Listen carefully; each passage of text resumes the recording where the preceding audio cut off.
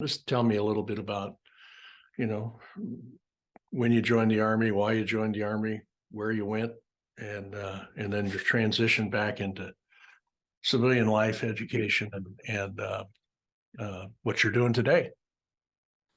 So I joined the Army right out of high school. Joined in 2005. I got stationed at Fort Hood, Texas. I went to Iraq and Afghanistan out of there. When I came back from Afghanistan, I got sent to Germany for 3 years. And after Germany, I got sent to Fort Polk. And when I was at Fort Polk, that is, my unit was set to deploy. And during that process of pre-deployment, the doctors screened me or flagged me for having back issues. Mm-hmm. And at that time, had to get checked out by even more doctors to see if I was able to deploy or if I was not able to deploy. And during that time, they realized that I had some back issues, like I'm sure many people do. And the options pretty much given to me were I get out of the Army. And they said, if you want, we can fuse your back. And being 27, 28 at the time in 2015, I did not want to get my back fused. Yeah, I don't blame you. I don't blame you. I've got the same situation. I'm not, they tell me mine is inoperable. They just go, great. It's called stenosis.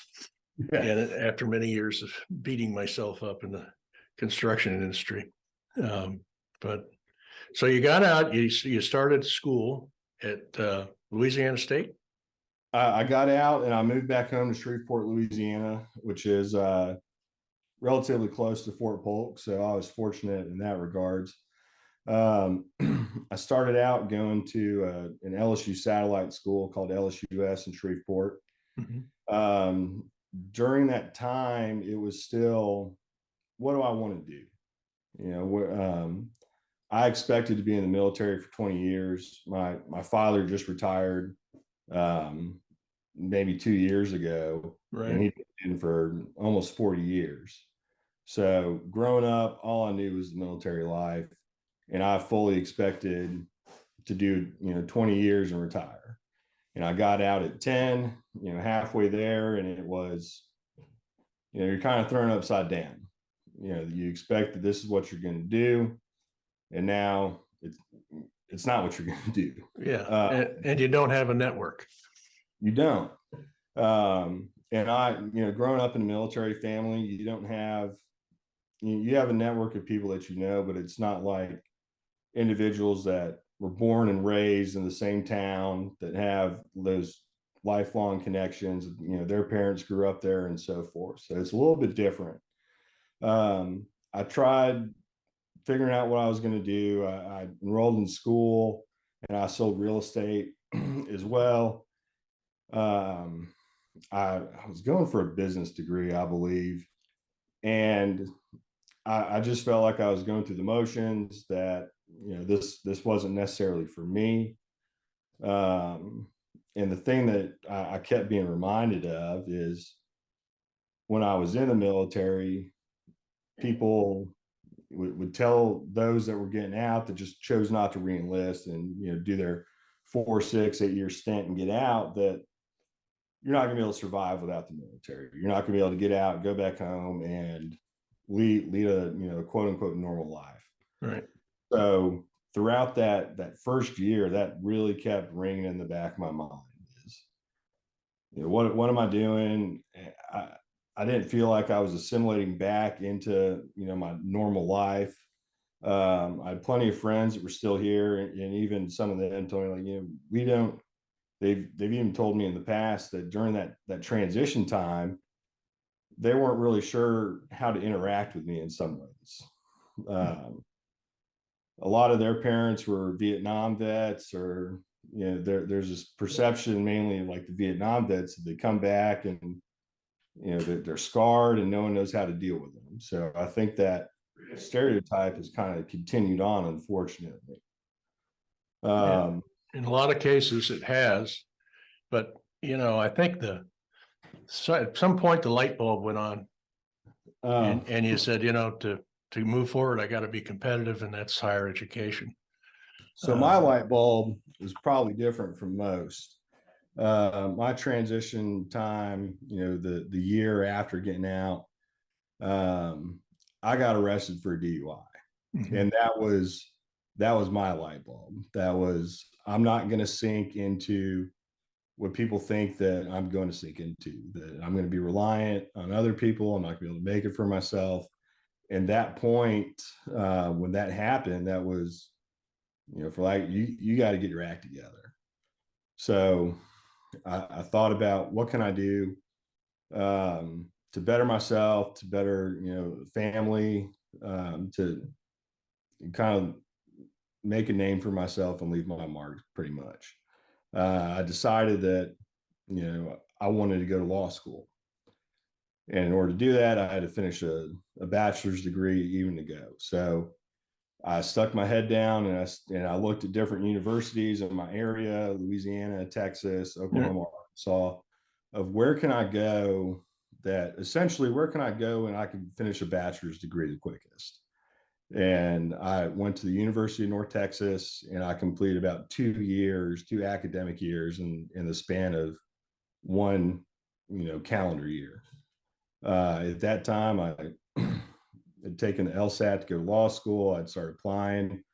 I had no idea where I was going to go to law school. So I literally sent out applications to probably 20 different law schools, just seeing who was going to take me. And I got accepted at a few, and I decided to go to LSU's law school in Baton Rouge. I started in 2018 and I graduated in 2021. And my interaction or my relationship with the Sentinels came in, I believe it was in my second year of law school. And it was really kind of a turning point for me as well. Your first year of law school is miserable. I'm pretty sure anyone would tell you that. If someone tells you that they enjoyed the first year of law school, they might be lying to you.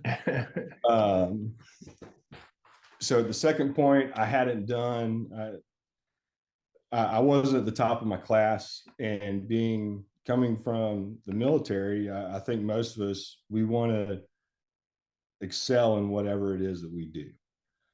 And sometimes that's just not possible. And that's a hard thing to swallow.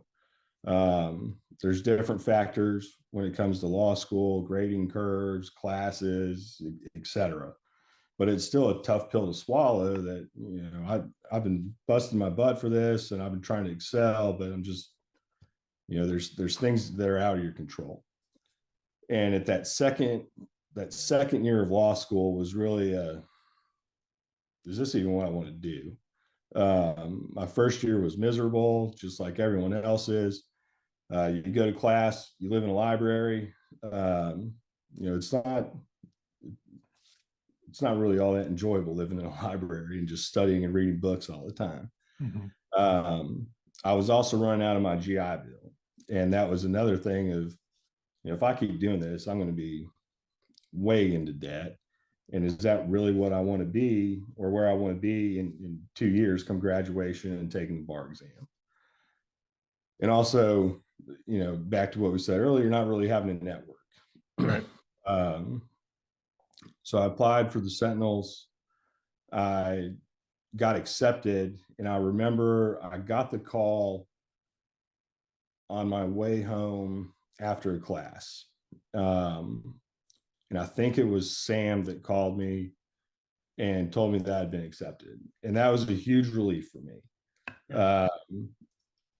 During the initial interviewing phase, I was told that, Sentinels is really aimed at people trying to get bachelor's degrees, and which is totally understandable for someone that already has one and is trying to get an even higher degree.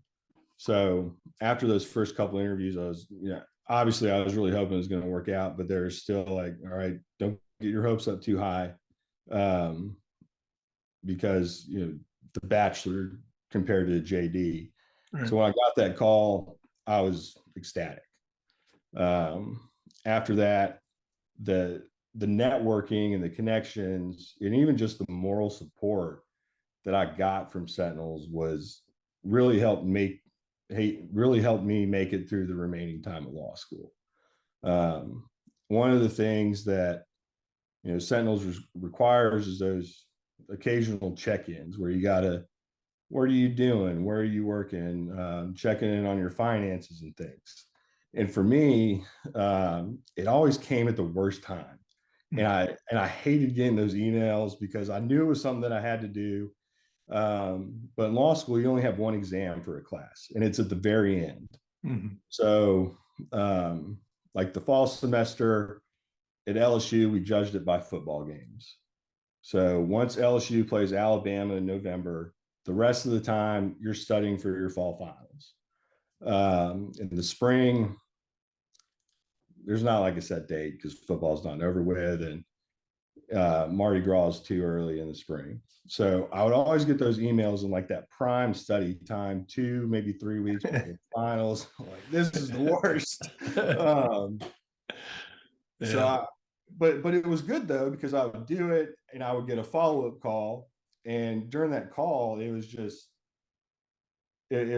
so much support coming. You're talking to one person on the phone, but you have the entire backing of the Sentinels network with that one person helping support you. And for me, it was going through law school.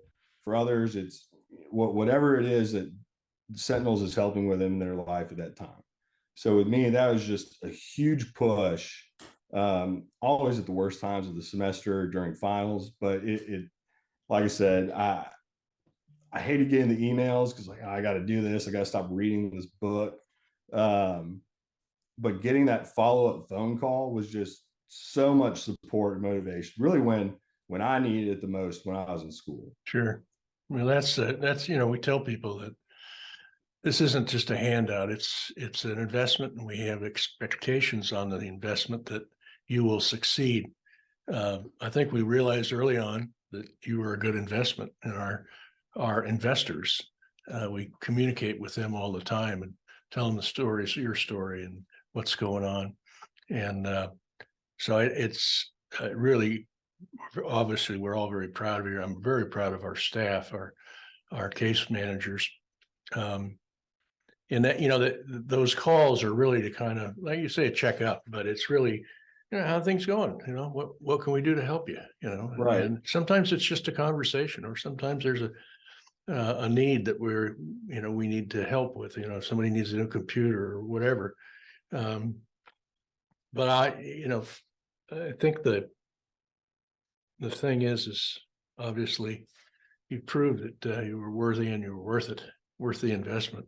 I'm glad about that. And I've had people reach out to me about it because I've talked to the LSU Veterans Center about the Sentinels program, and I've had people follow up with me about it. And it's not a traditional scholarship, like you said. It's not just here's your X amount of dollars for your school, for your housing, whatever it is.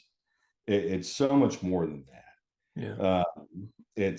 I know with me, like, I don't have a whole lot of attorneys in my family, so there's a lot of questions that I had no idea about. Yeah. And through Sentinels, I was able to get a great mentor. He really helped answer any questions that I had, guided me along the finishing up the law school process into the trying to find a job process, help with my resume, interview techniques, really helped me out. And really, if it wasn't for Sentinels, I would have never been able to make that connection. He was a senior partner. His name's David Wall at a very large, prestigious law firm in New York, and they have offices throughout the country, and I think around the world. I might be mistaken on that. But like, if it wasn't for Sentinels, there's no way that a kid in Baton Rouge, Louisiana, is going to get that connection with that type of person and at that type of firm in New York City. Yeah, I'll bet you still stay in contact with him. I do. Yeah. Yeah. And that's the beautiful thing about this is all the people that volunteer their time to do mentoring, and we try to link, for instance, your case, an attorney with you. If it's somebody that's going into medicine, we try to link a doctor or somebody in sales or marketing, and because those mentors have been there, done that, and they have real life experiences that outside the academic fence. Right. And so okay, so now tell me about where you're working. So now I am a assistant district attorney with the Caddo Parish District Attorney's Office. Louisiana has 42 different judicial district courts. Some of them are single parish courts. Some have multiple parishes in them. And we call counties parishes too. Right, right. One of my mom's friends actually came down and saw her daughter was trying to go to school in Baton Rouge, and she was from Indiana, and they saw East Baton Rouge Parish. I forget what it was exactly, but she asked me, "What's a parish?" And it's so fun. A lot of Cajun, a lot of French influence, a lot of Native American influence that we still have, and Louisiana is really proud of it. And a lot of Catholic influence as well. So decided to mess with her and said, "Oh, that's the Catholic diocese is in charge of, I think it was a jail actually. So the Catholic parish is in charge of the jail. So if you not only if you break the law, but if you commit like a sin, the Catholic Church is going to throw you in there." And I had her rolling for about 10 minutes, and it was the funniest thing ever. I loved every minute. Oh, good. Great story. But mine is in Northwest Louisiana in Shreveport, Caddo Parish. And you have the elected district attorney, and you have his or her various assistants depending on the size of the district and whatnot. So I'm one of the assistants in that now. Nice. Well, you and I talked a couple of weeks ago, and you mentioned you might be considering a move out to Texas. Yeah, Texas has always kind of been an interest to me. So this is kind of the neat thing about Sentinels is even after you graduate, we still communicate with you. And in talking about Texas with you, I searched back in my data bank here, and we had a really good relationship, and still do, with a county judge, Collin County. And so I've reached out to him, sent him your bio, and asked him to make contact with you. I actually followed up with him this morning, and he said, "Tell Christian that he's going to get a call from me," and very, very willing to help you get networked into that Dallas metropolitan area. And he knows, of course, everybody, being a county judge, but actually a Army veteran also. So those people that we find that are willing to take a little bit out of their schedule and talk with you guys and become lifelong friends, that is a unique part of this scholarship versus other scholarships. That's what we really try to do. And in your case, I'm confident that the judge will be able to help you get networked in. And I think that shows just the impact that Sentinels can have. Is one of the first things that I saw applying was that Sentinels is based out of California. And I remember reading all the literature that was offered about providing mentorship, different opportunities. And I'll be honest, at first I was a little skeptical because, like, this sounds great, but this Sentinels group is in California. Here I am in Bible Belt, Louisiana. Right. And that just goes to show that if anyone else is out listening to this and has maybe thought the same thing in Louisiana or any other state, whether it be Maine or whatever, totally across the country, is just the network that is available is just so vast. And it's incredible that y'all have been able to make these connections and impact so many different people. And I for one am very grateful for it. Like whenever Sam sends me an email asking to do anything, it's just without a doubt, what do I need to do? Yeah. Well, you know, we always say you guys carry 99% of the heavy water. You've certainly earned it. And, you know, where you are now. And I hope that we can get you networked into Dallas, and that'll be a good move for me at some point. Hey, out of curiosity, we always hear about these veterans courts across the country. Do they have one in your parish? We do have a veterans court. I'm sorry, someone decided to call me, and it's, how can I get this? Sorry, I'm not very good with the technology. Yes, so we do have a veterans court in Caddo Parish in the First Judicial District. I couldn't give you the stats or the numbers on how many in Louisiana or the nation that there are. Yeah. But veterans courts are good for veterans that are troubling or that are in troubled times, that have just stumbled trying to pick their feet back up or whatever it is.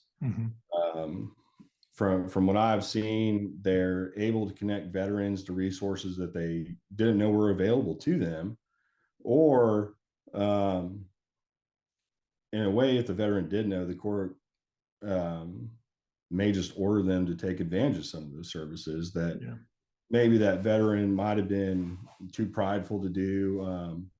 Because there is also that thing that you have a lot of pride being a veteran, whether you're in the Army, the Navy, the Marines, Air Force, Coast Guard, wherever it is. And a lot of people are cautious to ask for help. Even with the mentor that you know, with David, there's things that first that I was cautious about asking, because I didn't want it personally. I didn't want to feel like I was trying to take advantage of him or anything like that. Right. And I know a lot of people feel the same way, that, you know, there's people that are worse off that need these programs more than I do. Yeah. You know, somebody asked me to write something for the newspaper for Veterans Day. And I said, you know, they said, what's the best thing we can do for veterans on Veterans Day? And I said, my advice was, almost in every community, people are living amongst veterans and they don't know they are veterans. And I said, you know, don't underestimate the power of thank you. Yeah. So look around your neighborhood. If you see an American flag in somebody's front yard and you look at the bumper and there's a bumper sticker that says Semper Fi or Go Army or something like that, you can pretty well figure out somebody in that house is a veteran. You can always tell the Marines, because they always have the Semper Fi flag no matter what. Yeah. And I said, you know, the best thing you can do is to walk up and engage. Some of them you might feel that they aren't engageable, but when you walk up and say Happy Veterans Day and thank you for serving our nation, you'll see them, the pride come out of them. And now you've made a new friend. You know, you have a veteran in the neighborhood. Keep an eye on them, ask if they need any help ever and stuff like that, and you'll develop a good friendship with one of the veterans. So, but the older veterans are very proud. You're absolutely right. It's not just the young veterans; it's the older veterans, and they do hesitate to ask for help. And so sometimes you just got to make that step and say, how can I help you? Do you need anything? Is there any way I can help you with anything? And they may say, no, I'm okay. But just that offer and that thank you. You're right. It's makes their day. The offer can mean the world to anyone. Yeah. Yeah. It doesn't matter what it is, how big, small of an offer it is. It can, you know, make someone's day totally turn around. Yeah. Okay. So, you know, I'm going to wish you all the best for Thanksgiving, and also we'll keep pushing on this network for you in Dallas. I'm really excited about that because I just think the world of this judge. We've known him quite a while. Yeah. So I'm going to conclude now by saying, you know, we hope everybody enjoyed our podcast today. Veterans Never Stop Serving. Hope you will share it with your friends. Thank you all for your support, Sentinels of Freedom, and the veterans we serve. Your support helps our nation meet its responsibilities. These veterans have served in our military and sacrificed much by doing so, have certainly earned a place at our nation's table of opportunity and abundance. So until next week, this is Mike Conklin and Christian Redmon signing off. Thank you. Thank you, Mike. All right, buddy. Good talking to you.